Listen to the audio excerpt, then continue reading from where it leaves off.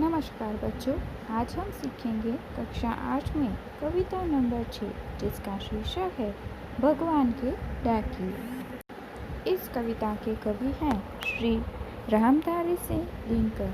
उनका थोड़ा सा परिचय प्राप्त करें तो आपको स्क्रीन पर उनका फोटो भी दिखाई दे रहा है। लेखक का जन्म 13 सितंबर 1908 को हुआ। उनकी मृत्यु 24 अप्रैल 1974 को हुई। दिनकर जी हिंदी साहित्य के जाने माने कवियों में अपना स्थान रखते हैं और उनकी दी हुई कविता जिसका शीर्षक है भगवान के डाकिए, आज हम इस वीडियो के अंदर सीखेंगे।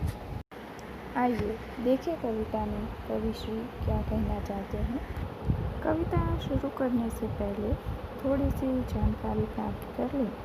तो बच्चों, क्या आपने कभी देखा है कि पक्षियों को सीमा लागू होती है, यानी कि भारत का कोई भी पक्षी है वो पाकिस्तान के अंदर नहीं जा सकता, उनकी सीमा में प्रवेश नहीं कर सकता।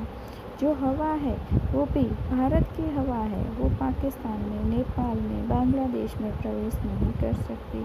क्या कोई बादल है जो एक देश में बनता है लेकिन उसका जो पानी है, उसकी जो वर्षा है, क्या वो दूसरे प्रदेश में दूसरी सीमा के पार नहीं दे सकता? मेरे इन सभी सवालों का एक ही जवाब है, नहीं। क्योंकि पक्षी हैं, बादल हैं, हवा है, खुशबू है, इन सभी को कभी भी सीमा लागू नहीं होती।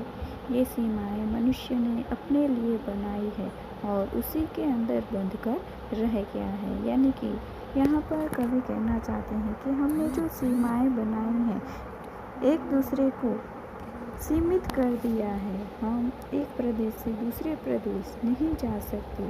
अगर हमारे पास पासपोर्ट है, वीज़ा है, परमिशन है तो ही हम जा पाते हैं।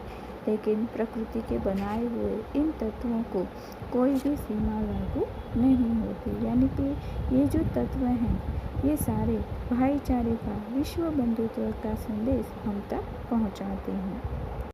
इनके लिए सारी दुनिया, सारी पृथ्वी एक ही है, एक ही ज़मीन, उनका एक ही परिवार, उनका एक ही कुटुंब। तो ये सारे पक्षी, बादल और हवा हमें संदेश देते हैं कि हमें भी इनकी तरह पूरे विश्व को अपना कुटुंब मानना चाहिए, न कि सीमाओं के अंदर बंधना चाहिए।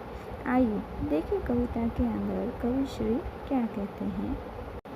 पक्षी और बादल ये भगवान के डाकिए हैं जो एक महादेश से दूसरे महादेश को जाते हैं।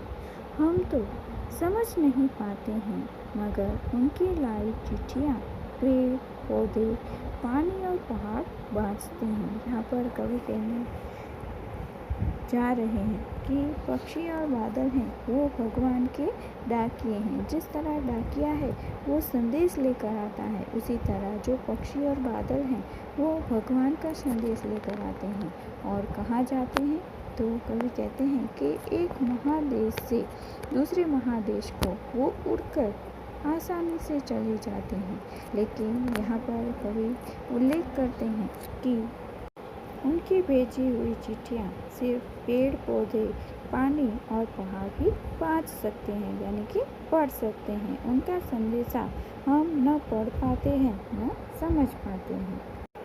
हम तो केवल यह आंकते हैं कि एक देश की धरती दूसरे देश को सुगंध भेजती है और वह सौरभ यानी कि सुगंध हवा में तैरते हुए पक्षियों की पंखों पर तिरता है और भाप बनकर से दूसरे देश में पानी की तरह बरसता है या फिर गिरता है। यहाँ पर कवि समझाने की कोशिश करते हैं कि एक देश की धरती है, वहाँ पर जो सुगंध है वो हवा के द्वारा दूसरे देश तक पहुँचती है। वह सुगंध पक्षियों के परों पर जैसे तिरती हुई, तैरती हुई दूसरे देश में जाती है।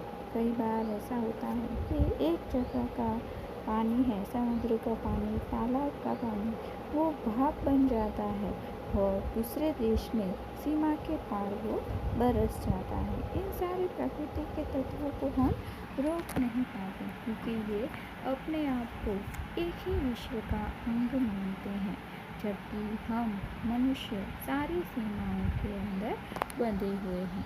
तो यहाँ पर कवि का कहने का तात्पर्य यही है कि मनुष्य को अपनी सीमाओं से बाहर निकलकर पूरे विश्व को, पूरी दुनिया को एक समझना चाहिए और दुनिया में जितने भी जीव जंतु हैं, मनुष्य हैं, इन सभी से प्रेम करना चाहिए और उन सभी को अपनाना चाहिए।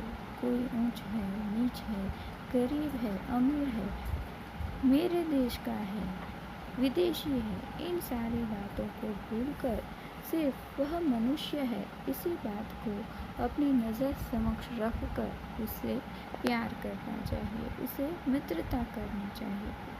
तो इस तरह से कवि ने भगवान के डाके कविता के द्वारा हमें संदेश दिया है। धन्यवाद।